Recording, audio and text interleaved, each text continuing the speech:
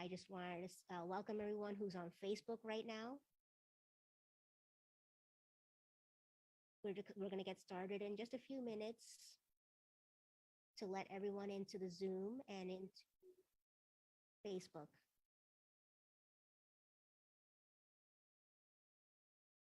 And again, if you just joined us on Facebook, you should, if you're a member of the press that we've been communicating with, you should have received the press release just a few minutes ago in your inbox. Then if you have any questions afterward, you can contact us at communications@blackallianceforpeace.com.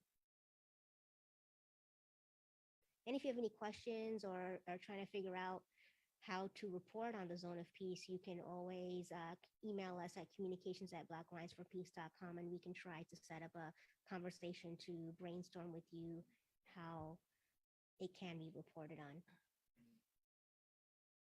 And I'm just waiting for a signal for when we can.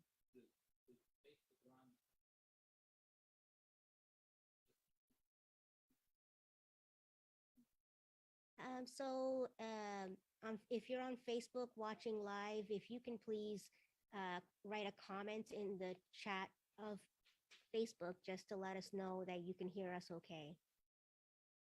Again, if you're watching live on Facebook, if you can please comment that you can hear us or cannot hear us, that would be really great feedback for us before we get started in a few minutes.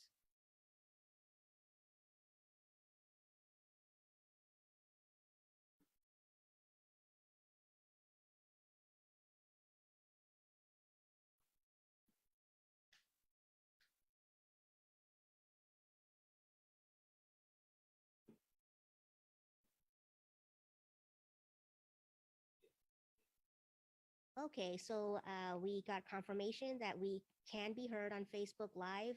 So thank you everyone for joining us. We will get started. My name is Julie Veragis, and I am on the operations team of the Black Alliance for Peace, as well as one of the coordinators of the Black Alliance for Peace Solidarity Network.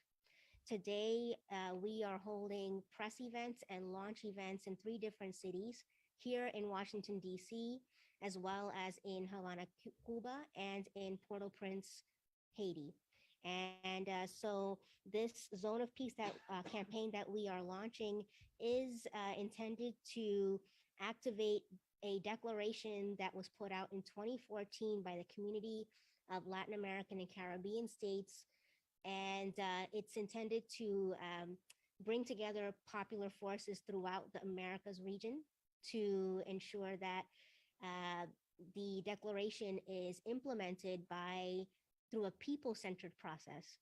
And so some of the organizations that the Black Alliance for Peace is coordinating this effort with, some of the key partner organizations include Molagaf in Haiti, Proceso de Comunidades Negras in PCN in Colombia, as well as Asociación de Trabajadores del Campo in Nicaragua, Task Force on the Americas, United National Anti-War Coalition, Alliance for Global Justice, as well as several other organizations throughout the region, across the region, including one other like the Black is Back Coalition for Social Justice, Peace and Reparations, and many other organizations, peace-loving organizations across the region. And so today we are going to have 4 speakers to present on the Zone of Peace campaign that the Black Alliance for Peace is launching today with these organizations. And our first speaker will be Ajamu Baraka, who is the chair of the Black Alliance for Peace Coordinating Committee. Then we will have Jemima Pierre, who is a co-coordinator of the Black Alliance for Peace Haiti Americas team. Then we will have Nina Makapinlak, who is the Secretary General of Bayan USA, and Margaret Kimberly, who is one of the coordinating committee members of the Black Alliance for Peace. And so first we'll have Ajamu Baraka. Ajamu is the former national organizer of the Black Alliance for Peace, and he is now chair of the Black Alliance for Peace Coordinating Committee. Baraka was the 2016 candidate for vice president on the Green Party ticket, and beyond his Black Lions for Peace duties, he serves on the executive committee of the U.S. Peace Council, the steering committee of the Black Coalition, and the leadership body of the United National Anti-War Coalition, also known as UNAC. He was awarded the U.S. Peace Memorial 2019 Peace Prize and is the recipient of the Serena Sherm Award for Uncompromised Integrity in Journalism. So I'll pass it on to Ajamu. Thank you, Julie, and thank everyone who uh, will be joining us and are here at this moment for this, I think, historic event. Um, Today is April the 4th. The launching of this campaign was a deliberate decision made by the Black Alliance for Peace to launch on this day. April the 4th, 2017, is the day that we actually launched the Black Alliance for Peace, an organization that is committed to attempting to revive the traditional anti-war and anti-imperialist traditions of the Black radical movement in our country, in the US. It is also a day that we chose because one of the symbols of the opposition to war and militarism was taken from us on this day by elements that we claim and argue were associated with the US state. And that individual, of course, was Martin Luther King. So we thought that today would be the most appropriate day to launch this historic effort, to not only raise up Dr. King, but also to remind our members and to remind the world that we have this formation in place, and we are in fact committed to a new form of anti-war and anti-imperialist politics. This is a monumental attempt. CELAC made a call to transform our region. When we say our region, we mean the Americas, into a zone of peace. This was a declaration that we thought was very, very important. But it was a declaration issued by states. And we recognize that we're not going to be able to transform ourselves and transform the politics of this region unless we have a massive regional-wide popular movement. So that is what we are attempting to try to organize. Now, we have no illusions about our ability to pull this off by ourselves. That capacity does not exist. So what we have been doing over the last year is engaging in conversations, building relationships with our allies and friends from across the region, because this has to be a regional-wide effort. But we recognize, though, that even though we know we have to have a regional-wide effort, we have a special responsibility, those of us who are at the center of empire, because it is the US empire that's primarily responsible for the havoc, the death and destruction, instability that we see and experience in our region. So while we are building this regional-wide campaign, we understand that we have got to also build sufficient capacity and power among the progressive elements in the United States also. So today is the day that we make this declaration to the world that we are going to attempt to build this. We see this as something that we have to do, especially at this historical moment, when we see a deepening crisis among those forces that are primarily responsible for most of the death and destruction on this planet. That they are committed to using their power to try to maintain the hegemony, and they're committed to militarism, in the assertion of that power.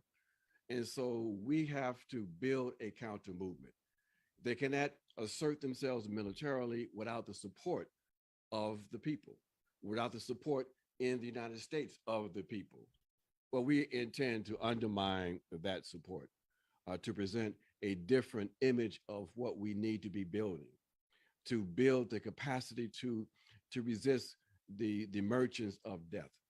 So today is our declaration, our commitment to building this process, and to asking everyone who's in the sound of our voice, everyone who will be reading our materials over the next few weeks and months, to consider joining us in this effort. We have the majority, folks. We are, in fact, the majority. And if we have a vision that we can be more than what we are today, and we have the capacity through building organization, we, in fact, can transform ourselves and can transform the conditions. So we say, join us, and we will talk about how we do this and build the capacity to move ourselves forward and to build the kind of powerful movement we have to build in order to be successful. Thank you, Ajamu. So if you have any questions, members of the press on Zoom or Facebook or in person, please hold on to them until the questions portion. Our next speaker is Jemima Pierre. She is one of the coordinators of the Haiti Americas team of the Black Alliance for Peace. She also serves as professor of African American Studies and Anthropology at UCLA and is an editor and contributor for the Black Agenda Report. Thank you, Jemima. Thank you so much, everyone, for being here. When in 2004, the US, France, and Canada succeeded in its coup d'etat against Haiti's democratically elected president, very few other countries in the region criticized the move. In fact, similar to reactions of today, most governments followed the lead of the US when it came to imperial policies in Haiti. After the 2004 coup, Haiti was subjected to a combined military intervention by the United States, France, and Canada, comprising a multinational interim force called MINISTA. A multi-billion-dollar operation, MINISTA had at any given time between 6,000 and 12,000 military troops and police stationed in Haiti, alongside thousands of civilian personnel. Importantly, MINISTA was the first security mission in the region under the auspices of the UN to be led by Brazilian and Chilean militaries and almost entirely composed of Latin American forces, particularly from Brazil, Argentina, Chile, Bolivia, Ecuador, and Uruguay.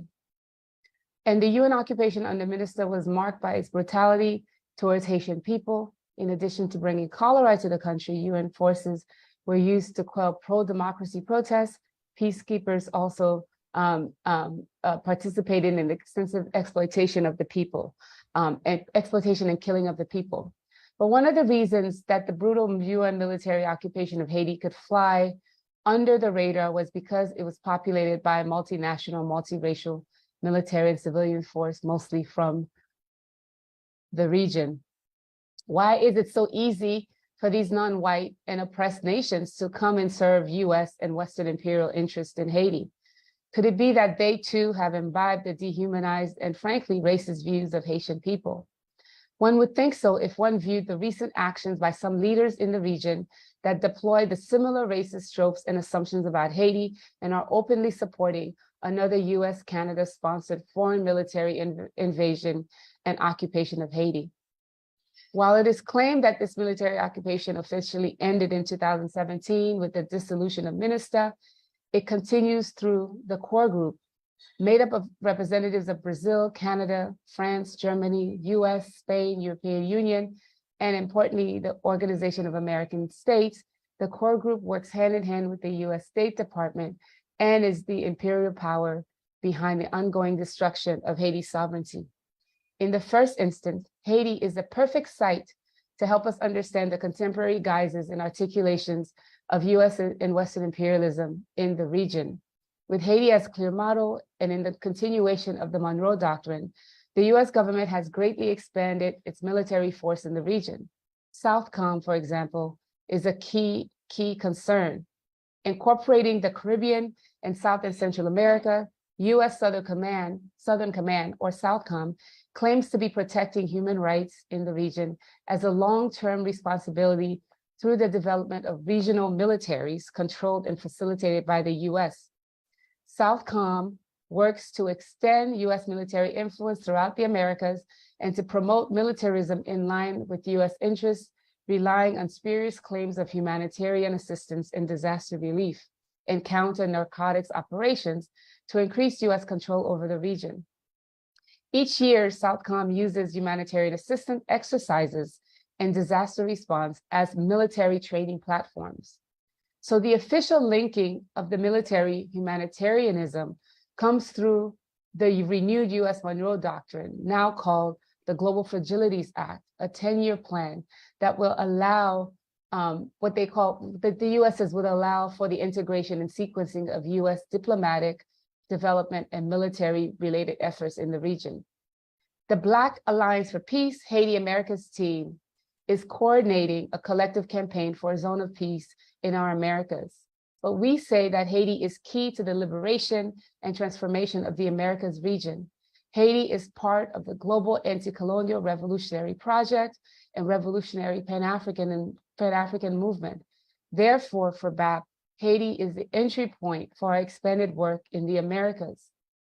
Haiti has been a focal point for Pan-African liberation and anti-colonial struggle since 1791, cemented its liberatory and revolutionary character through the adoption of a new flag in 1803 and proclaimed independence. In recognizing Haiti's critical place in the struggle for both Black liberation and anti-colonial independence fights throughout the Americas, we also understand the US empire's interest in the expansion of hegemony has resulted in constant reactionary onslaught against the people of Haiti and decades of instability for the nation and region as a whole. As the Haiti Americas team, we are focused on achieving liberation for all peoples in the region and real peace in the Americas. We call for an international zone of peace in the Americas, and as part of this, we must both understand the extent of US imperialism in the Americas and work to join our peoples and organizations in coordinating an anti-militarist and anti-imperialist struggle.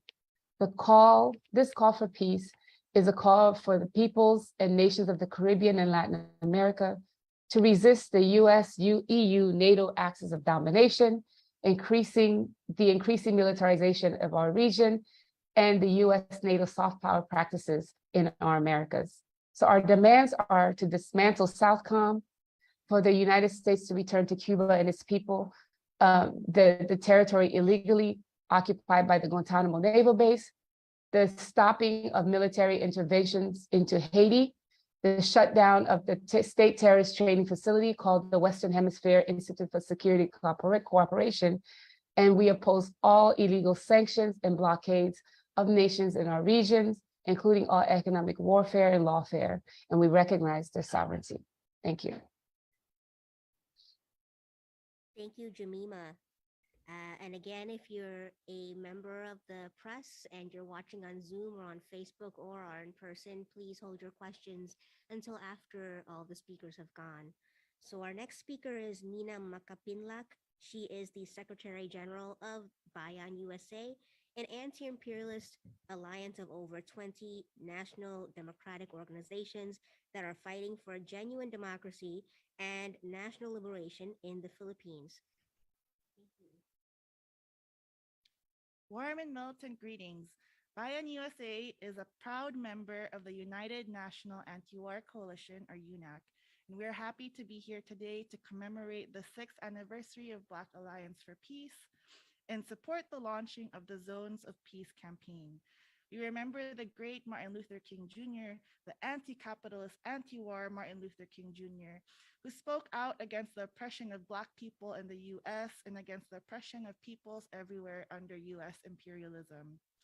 From the ranks of grassroots anti-imperialist Filipino youth, students, workers, professionals, women, and migrants, Bayan USA condemns US-led war both in the US and our homelands. With almost half of the world's GDP, the Asia Pacific is central for any state aspiring to hold the mantle of global superpower. It is no wonder then that the Asia Pacific is home to some of the most significant and consolidated US led agreements in the world after the mostly Europe centric NATO. With the rise of China as a competing superpower and the signaling of an adversary military alliance in the Shanghai Cooperation Alliance, the US Pacific Command was renamed Indo Pacific Command in 2018 to expand its operations.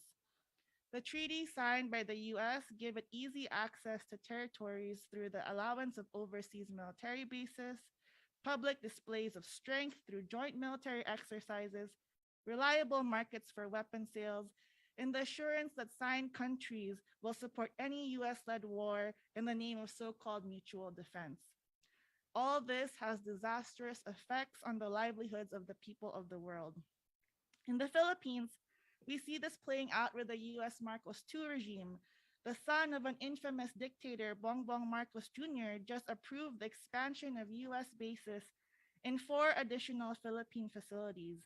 It is no coincidence that these 4 new facilities are along the so called First Island chain, a string of islands including Taiwan and Okinawa that face China and serve as the first line of defense against China's long range missiles. The Indo Pacific Command is establishing a network of precision strike missiles along the First Island chain as part of the $27.4 billion budget to be spent by the US in the Indo Pacific. The US so desperately wants to contain and, if need be, destroy China in order to maintain its desperate and dying empire. On April 11, Bayan USA will protest the start of the largest Balikatan exercises or shoulder to shoulder military exercises. This will be the largest ever Balikatan exercises with 12,000 US troops, 5,000 Filipino troops, and over 100 Australian troops. For the first time ever, these exercises will include maritime training, which will include sinking a ship with missiles in the contested West Philippine Sea in the waters facing Taiwan. This is all meant to intimidate and challenge China and stoke the flames of war, the opposite of assuring peace for our people. As Filipinos, we condemn this military posturing and the undermining of our national sovereignty. Our homelands are not a playground for the US to launch its wars of aggression. We condemn the expansion of the US war machine. No compromise, no retreat. We stand alongside our allies in UNAC, like Black Alliance for Peace, to fight for a just and lasting peace and build a grassroots mass movement to do just that. U.S. imperialist number U.S. sorry, U.S. imperialist number 1 terrorist. Long live international solidarity. Thank you, Nina. And our final speaker is Margaret Kimberly. Margaret is a member of the Black Alliance for Peace Coordinating Committee and one of the coordinators of the Black Alliance for Peace Africa team. She is also the executive editor of Black Agenda Report and host of the Black Agenda Radio podcast.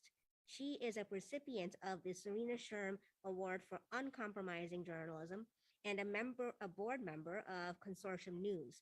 She is the author of Presidential, Black America and the Presidents. Thank you, Margaret. Thank you, Julie. Thanks so much. Thank you, and greetings to everyone for joining us today as we launch the Black Alliance for Peace Zone of Peace campaign.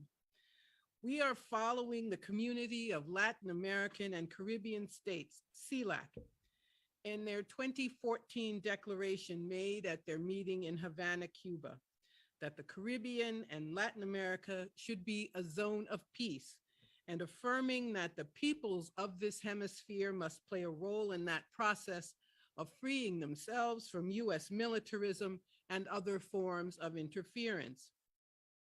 The Zone of Peace Declaration was groundbreaking in its scope, with members pledging to support a principle of non-intervention, mutual cooperation, and a commitment to be guided by international law and the United Nations Charter.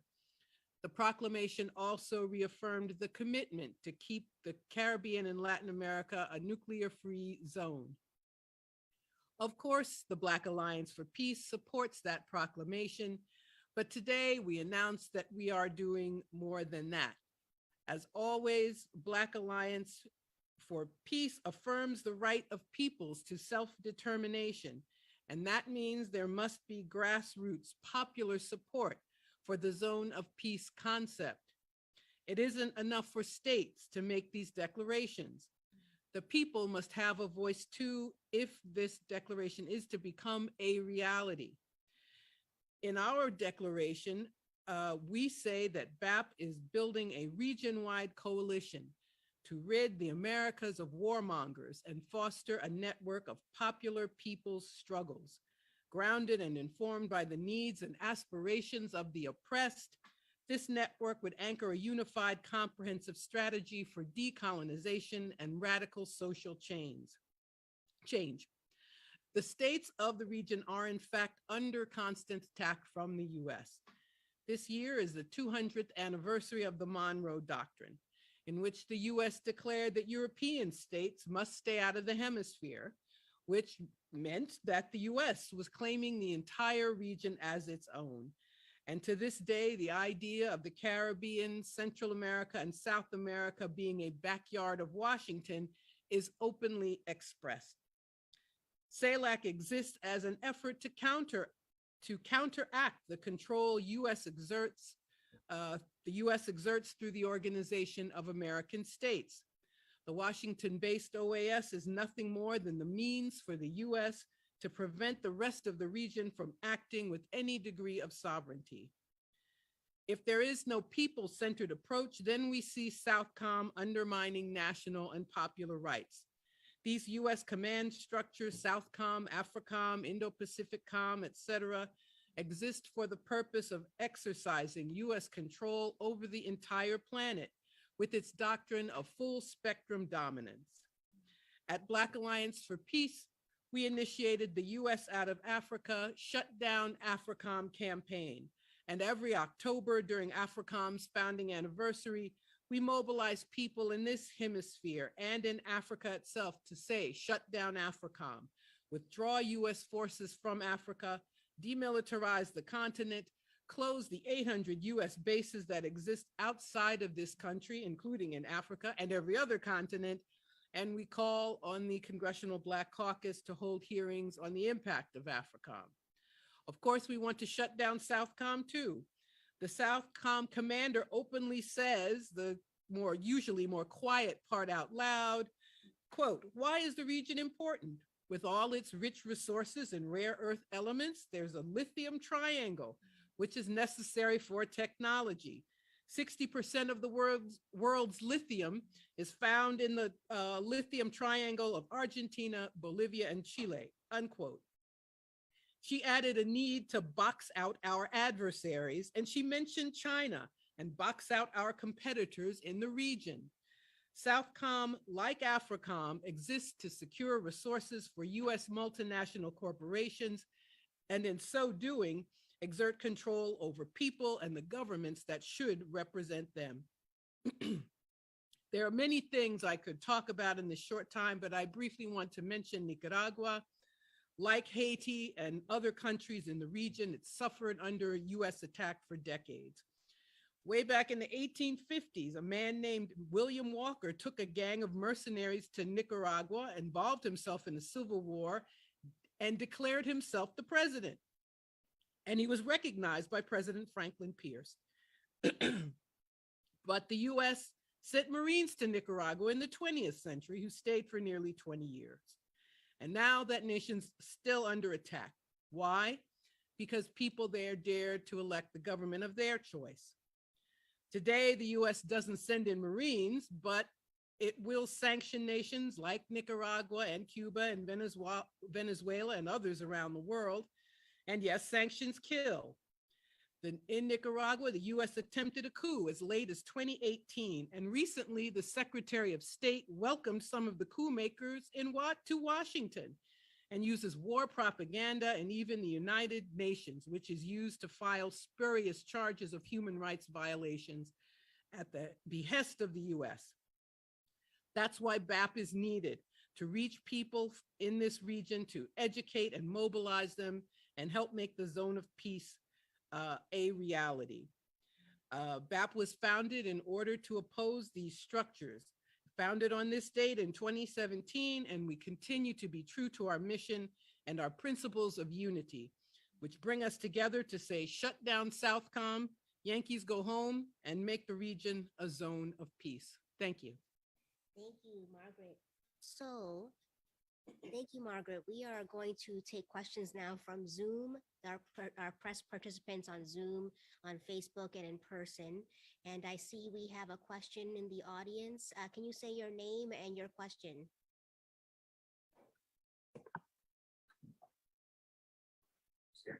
Speak loud. Yeah, so my name is John. My question is, what does BAP hope to get out of this campaign? So for the people online who may not have heard, the question is, what does BAP hope to get out of this campaign? And who'd like to take that question? Ajamu? Okay.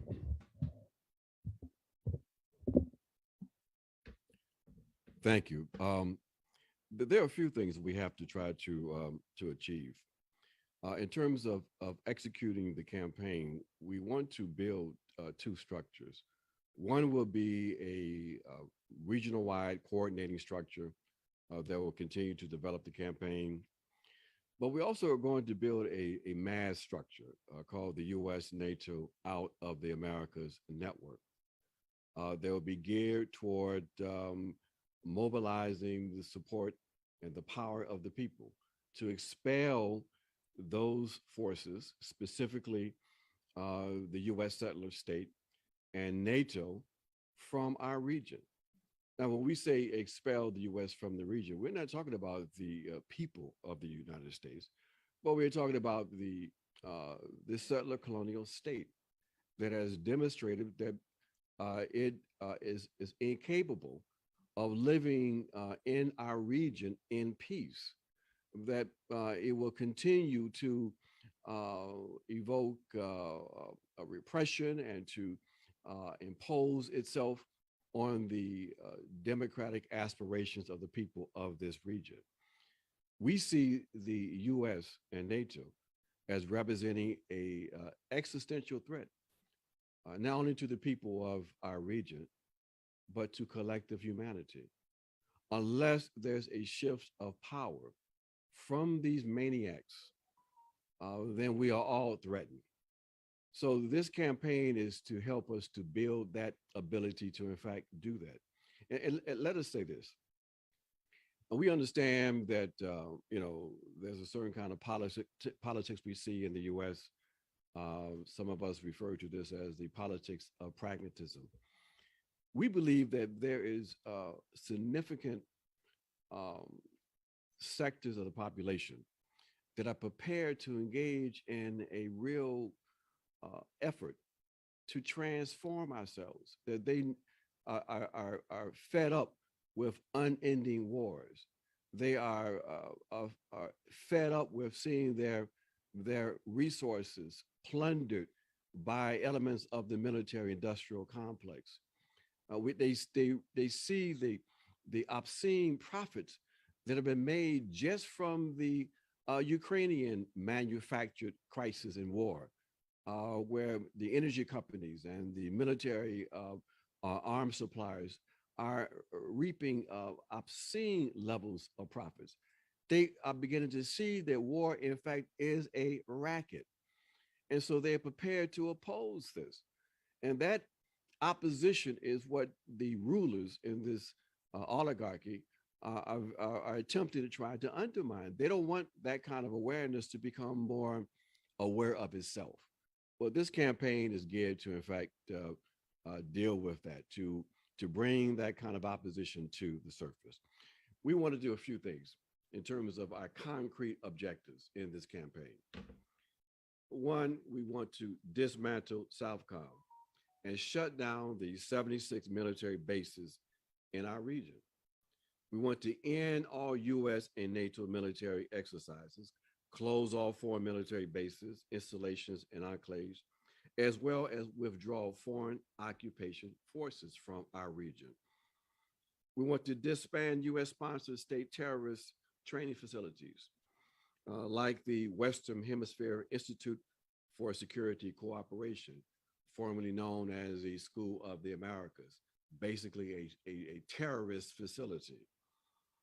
And we want to oppose and we reject any attempt to try to legitimize a military intervention into Haiti. And we say that the Guantanamo territory must be returned. Guantanamo in Cuba must be returned to the people of Cuba and to the Cuban state. And we say, as a few have already indicated, sanctions are a form of war. They murder people. They don't respect democratic and human rights. They don't respect national sovereignty. We say end illegal sanctions and blockades of our regional states, including all economic warfare, lawfare, and recognize the sovereignty and of these states and respect their attempts at self-determination. That's what we hope to achieve in this campaign. All right, thank you. So do we have any questions from online, from Zoom or from Facebook?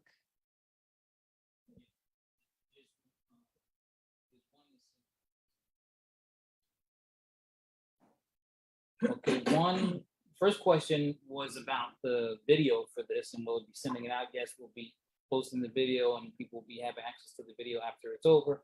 But then there's also a question, according to the State Department website, the designation of major non-NATO ally status has been given to 3 countries of our region, Argentina, Brazil, and Colombia. It's defined as a designation under US law that provides foreign partners with certain benefits in the areas of defense, trade, and security cooperation. Do you have an ask or message for these governments? And this is from Camila from Kyle Schwan News. Okay, so for people, Always let me know. I'm sorry. Let me give me a chance. okay, so for people online who did not hear, the question from online was one, that the video will be available. It's on Facebook right now, live streaming, so that live stream can be played back. The second one was from Camila Escalante at Calcitron News about the 3 non-NATO allies in the region and how the US is using that to continue its war on the region, on the people of the region. And so if one of you can answer that question that came up, please.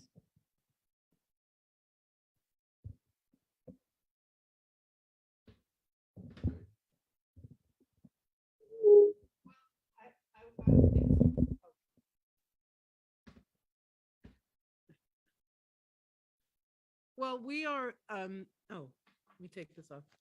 We are, as we've all said, we are launching this in order to mobilize people around the hemisphere. You know, their governments may issue a declaration such as this, but they're under constant US attack, threats, appeals to certain interests in their countries who are not working in the interests of the people. So that is part of our role here in this process, is to mobilize people in those countries, in all of the countries of the region, so that they can speak up, they can be supportive of the elements in their states who want to live up to these principles. And that is why it's so important for this not to just be a state responsibility, so that people in the nations mentioned can have the freedom, can have the solidarity within their countries and outside to speak up about US actions and the impact on their countries, and to have the ability to speak out when they should, to oppose decisions that their leadership makes. So I think the examples of those nations make clear why it's so important for us to help give a voice to millions of people. And if Ajamu Baraka wants to comment also on the question. just briefly, and to follow up and add to what Margaret just said, we part of this campaign is to in fact raise these questions with our friends in these various states. We quite clear. We say that we believe in the concept of total peace, and that concept of total peace means to expel those foreign elements that are have been bringing death and destruction to our region. So we say that NATO has to be expelled. We again assert that it is the U.S., EU, NATO axis of domination that represents the real threat to peace and prosperity in our region. So we're going to have conversations. I mean, you know, one of the things that we're going to see that will result from this campaign is more accountability. So so legitimizing that relationship between various states and NATO is going to come into increased questioning, we think, during the course of this campaign. And I think we'll be able to successfully see some changes in that relationship. Thank you, Ajamu.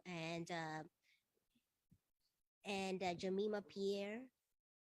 Yes, I'd just like to add to the two comments to just, the question asked what message we have for these governments. And it's interesting is the thing we would do is basically call out the contradictions. How can you go around asserting sovereignty, especially new governments in Brazil and Colombia and Argentina, asserting sovereignty, but yet playing almost a lapdog role to the U.S. and then the U.S. UN NATO axis of domination.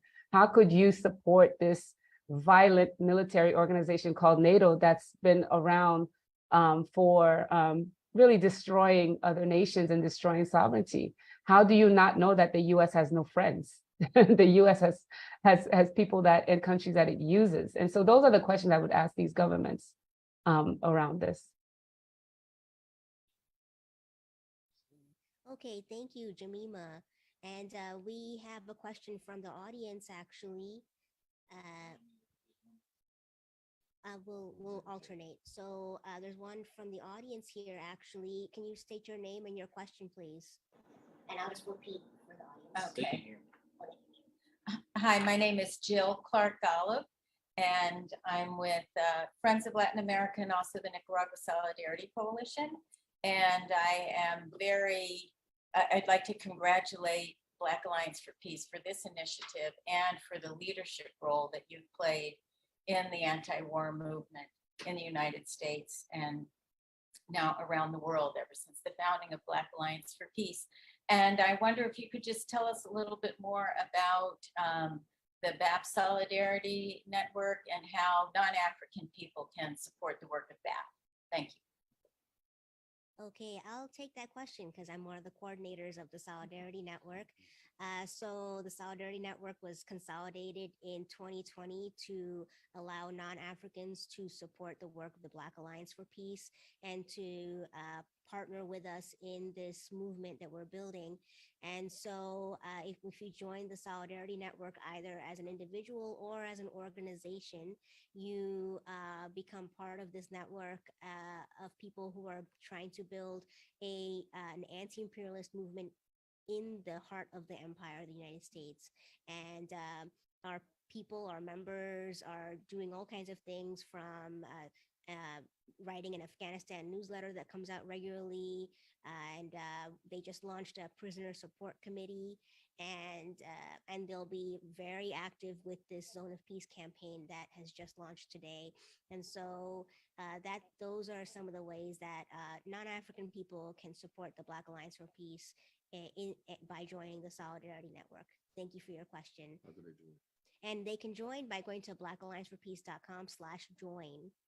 Thank you. And we will take a question from the audience online.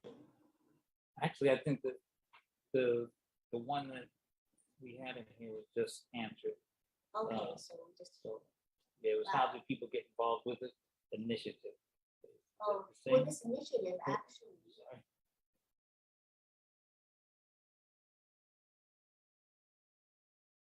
to get There was a question about how to get involved with this initiative.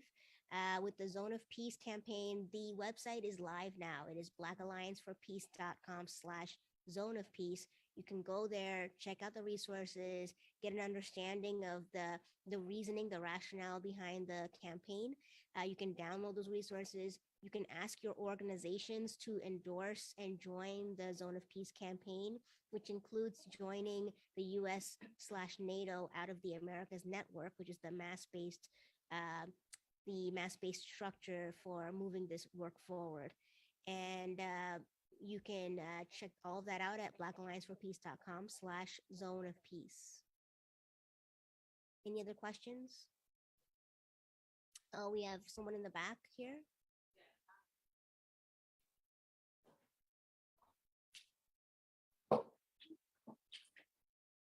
Hi, my name is Rebecca. I'm part of Pan African Community Action, aka PACA, which is also a member organization of that. And I just had a question about the concept or a principle of peace. The alliance is called Black Alliance for Peace. The campaign has the word peace in it. I just really would like for the panelists to discuss what peace means specifically at BAP and why it's important for the Zone of Peace effort. Let's take that question.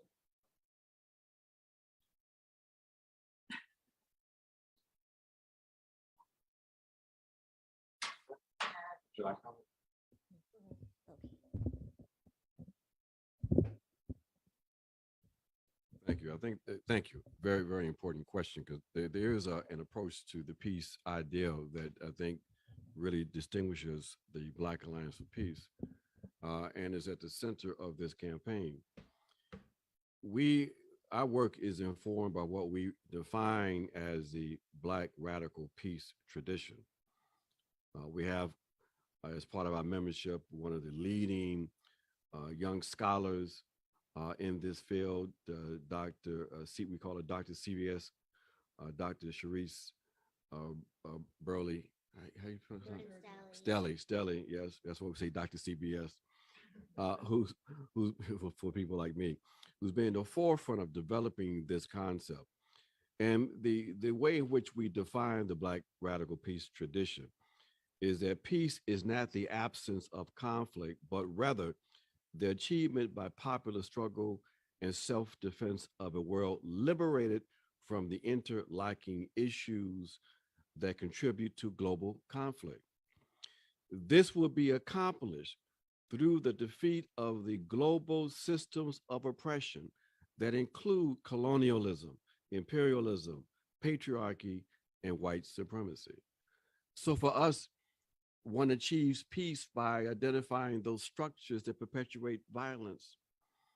It's not changing people's minds, but changing structures of relations, power relations. It is looking at these structures that have to be transformed and by the people. So that is the way in which we approach this notion of peace. We say the only way we have peace is through justice. And the only way you achieve justice is through struggle. So that is the approach that we use in the Black Alliance for Peace. Thank you, Ajamu. So we can take, we have time for just one last question. We can take it from online. Anything for us from Facebook or Zoom?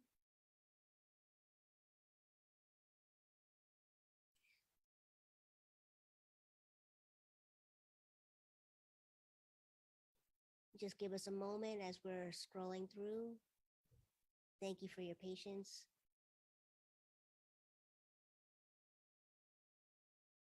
And again, if you haven't already checked it out, our webpage is live for the campaign, blackallianceforpeace.com/zone of peace. And that's where you can find the definition of the Black radical peace tradition as well. Okay, we can close it down now. Thank you so much for joining us again. If you want to get involved with this campaign, you can go to blackallianceforpeace.com/zone Zone of Peace. I want to thank all of our panelists here, and as well as our press and attendees in person, as well as on Zoom and on Facebook. Thank you so much. No compromise. No retreat. Retreat. No retreat.